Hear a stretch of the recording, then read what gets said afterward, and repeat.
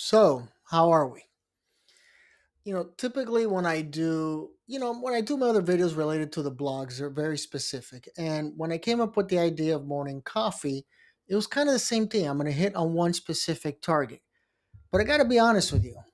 How is that possible today? I getting ready to go to bed. I'm just looking at my phone. And I have a simple rule. I don't want to look at anything politically related to the news. I have to look at something else before I put down my phone for the day. Could be the weather, could be anything. It's just my way to stay positive. And I see an 82-year-old man um, going back to when Pinochet was running Chile.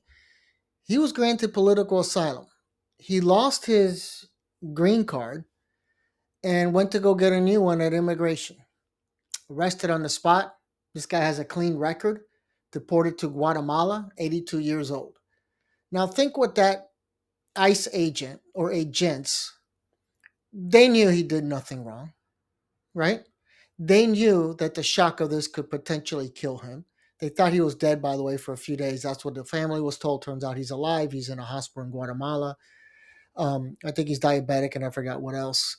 And think about what it does and how it destroys that family. Yet the ICE agents knew this, and they knew that legally this couldn't be done. And yet they did it anyway.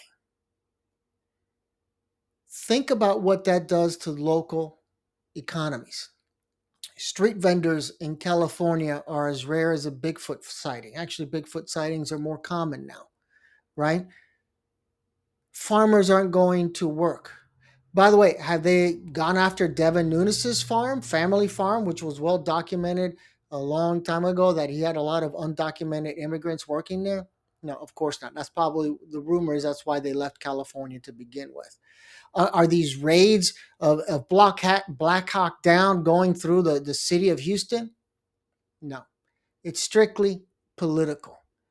Now, besides the fact what California gives to the federal government in taxes, so the federal government is going to feel pinch. Remind me again when all this chaos is good for any economy. Have you ever worked somewhere chaotic? Was it good for that economy? Mm-mm. That business couldn't survive if it was based solely on chaos and incompetence and lack of empathy and violating rules of law. They might make some money, but maybe they could have made more. And that's where we are. And so I started today thinking, I don't really know what I'm going to focus on because it's got like a collective conscience. One of the things I've done is I'm taking the temperature in the room. People that I've known going back to Trump's first term, Trump, Trump, Trump, Trump, the memes, the obsession, everything. Him and Melania have an excellent relationship. So I joke around and would post the photos of Melania slapping his hand away, the faces she would make behind his back. Did we forget about that already? I think we did. But maybe 2 months ago, I voted for this. This is exactly what I voted for. Then comes Alligator Alcatraz, right? Talk about total garbage. It's nice advertising. They're actually selling now, whichever division of Republican Party is selling the memes of the alligator wearing a ice hat. There's a well-known photographer. I used to stop at his art gallery, photo gallery all the time when I used to ride my motorcycles to what's called Big Cypress Reserve. His name's Clyde Butcher. And there are thousands of times he's gone deep into waist high water and he says the alligators don't bother you and neither do the snakes. So it's great advertising, but it's not based on reality. And that's part of my issues with the propaganda. But going back to these people, they've been crickets lately. And I even did a video once where I said Republicans be like, you just hear crickets in the background. Maybe I should do that now. And yet that's where we are. We're seeing now, and that's me taking the temperature in the room, where even people that I knew were 100% on board all of a sudden are stepping back. And the reason I say that is because everybody has a line to cross. Maybe we're getting there collectively. Everybody I know in Miami must know someone who got deported. I haven't been in Miami in 4 years, but they must know someone who's been deported and or being arrested or detained. Come on, 82-year-olds. When this first started, I think it was a Mexican um, uh, in Palm Beach, I think, had a misdemeanor trespassing 15 years ago. Those are BS charges when the cops can't get you on anything else. Now, what they do is, because I've heard this, it's documented as well, but I've heard about it indirectly from two people I know, meaning I know the person, but they know it happened to a family member. One is, well, we'll just go with the one story. They got the wrong guy. Now, what do you do? Well, the answer is you have to charge him with something, because if not, you're going to get sued civilly. So, of course, they charge you with resisting arrest with violence. Basically, if you go like this and you pull back to not get arrested, you touched the law enforcement officer, you resisted arrest with violence. Why do they do that? Because now they have to justify why you're being detained, but more importantly, because of the civil lawsuits that come in. We're talking federal charges. You'll get a public defender. Federal public defenders are great at what they do, but are they going to go all the way to full trial? Are they going to be able to take all those extra steps? Remember, they have limited budgets too. So what ends up happening? You take a plea. When you take a plea, does that affect your civil case? Yeah, good chance you could probably kiss it goodbye, right? You pled guilty, right? So, maybe you just got credit time served, or maybe you pled no contest and the judge just withholds adjudication, like we say, but that's not going to help your civil case. So even when they arrest you, they're going to, and they realize, damn, wrong guy. This guy's a citizen. We never should have arrested him to begin with. Give him criminal charges just to affect a civil lawsuit. Now think about that, because that's the reality of what happens. Now, over the last couple of weeks, I wrote about Food for Peace. They're dismantling that program. I think it goes back to the times of Eisenhower, where they would sell off excess wheat to farmers. Farmer bankruptcies are higher already than they were last year. And this goes back a month, so 6 months in. Now we're in the month of July, of course. Food for Peace, if you can't get rid of that excess wheat, it's money thrown away. Farmers, the red rule recession, I've written about that a couple of times, is they're the ones that are likely to feel this the most. SNAP benefits are going to hurt independent grocers. So the good old mom and pop grocery store might disappear. File for bankruptcy after being there for generations, serving local rural communities. Rural communities are not going to have a Walmart 5 minutes away. They're going to have a Walmart 30 minutes away, 40 minutes away. Do they have the car that can take them there? Do they have cell phone service in case things break down?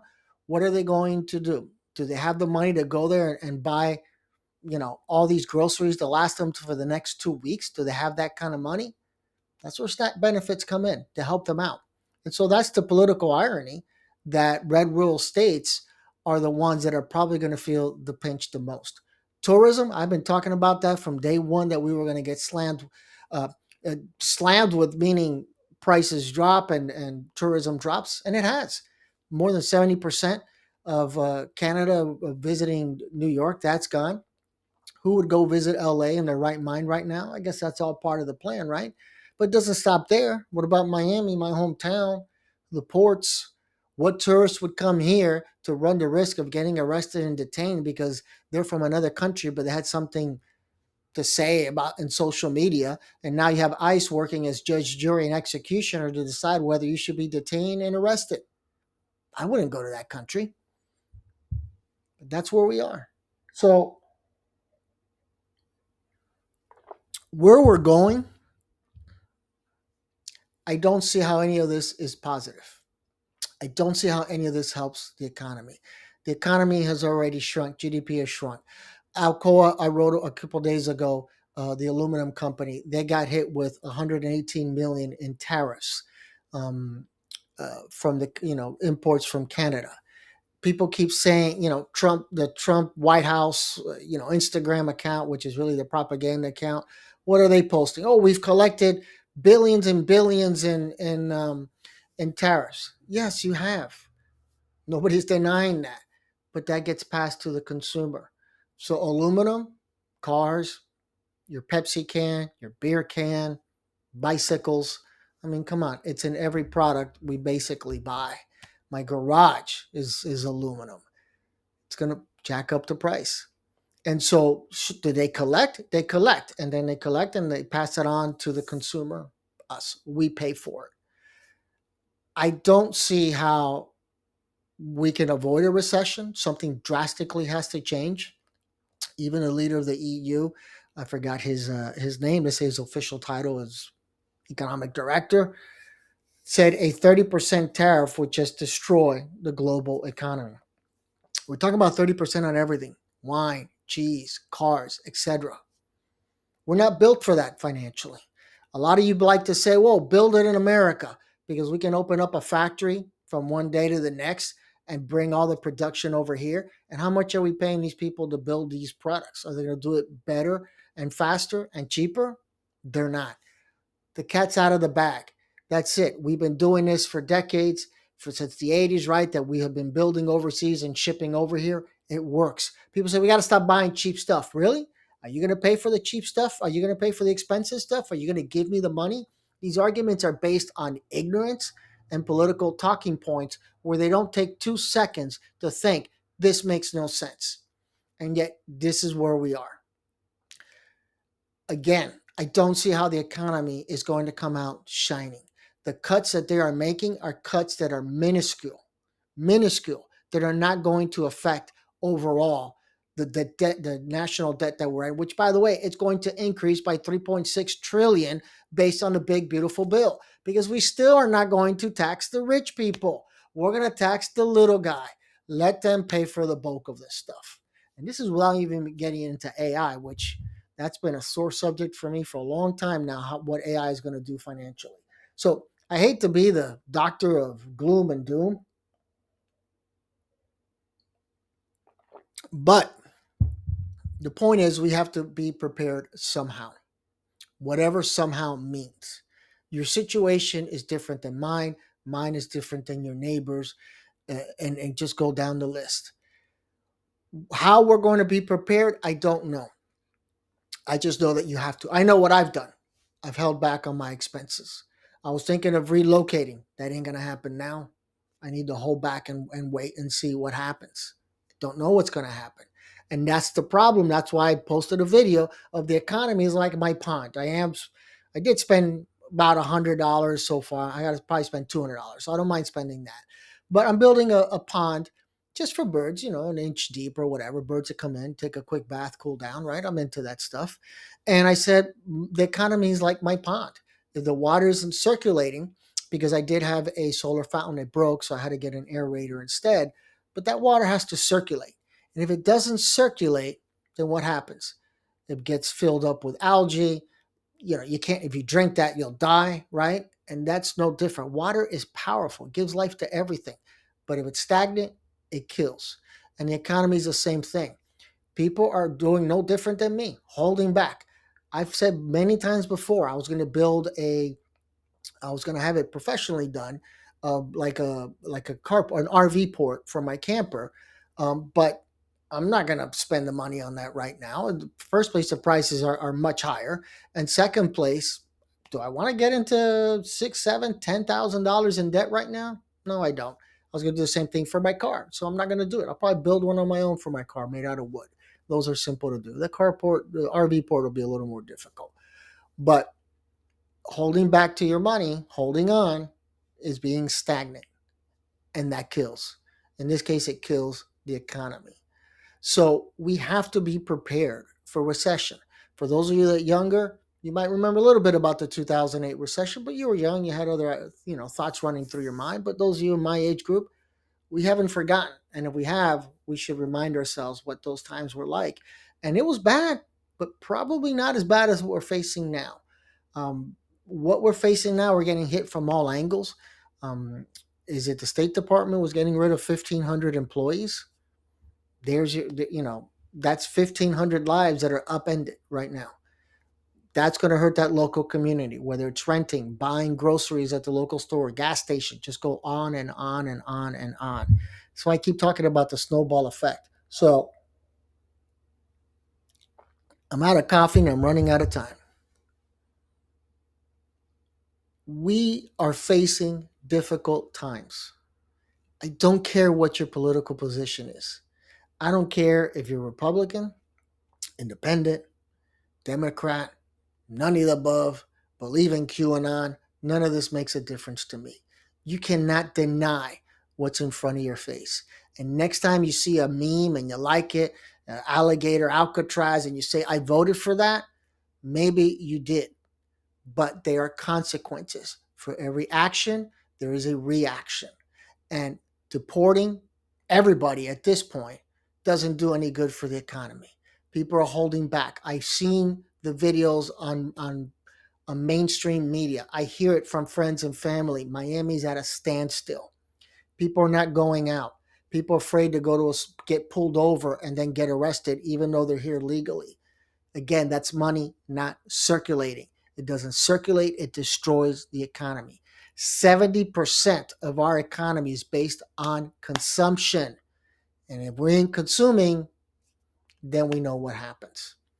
So you have to hang in there, be positive through all this. I know it sounds crazy, but I wasn't Mr. Positive today, but I am. You just have to believe in yourself that you can get through this, and you have to adjust. The Marines say it the best, right? Improvise, adapt, and overcome. And that's where we are. So prepare yourself. Prepare yourself mentally for what's coming. Prepare yourself financially for what's coming. Look at the worst case scenario. Try looking at all the angles, worst case scenario, and ask yourself, how do I change, adapt if that is the worst case scenario? I got my plans in place. Trust me, I have my plans in place in case things go wrong. Murphy's Law, right? If it can go wrong, it will. Be prepared, inform yourself. And I'm going to close with all those people that say, oh, liberal media, they just throw things out there without even knowing what they're talking about. You don't have to listen to CNN, but don't listen to Fox. Read economic journals, global financial firms who could give one crap about who's in office other than how it affects their data, their bottom line, their money, their investment, their stocks. What are they saying? Are they saying this is good? They're not. And I'm not even going to name one firm because you can do the research your own. Just look up wherever you have your bank account. That's going to be a financial firm that puts out a perspective and gives out suggestions as to what's happening with the economy. What are they saying? Go by that. Stop making this political and start making this economical.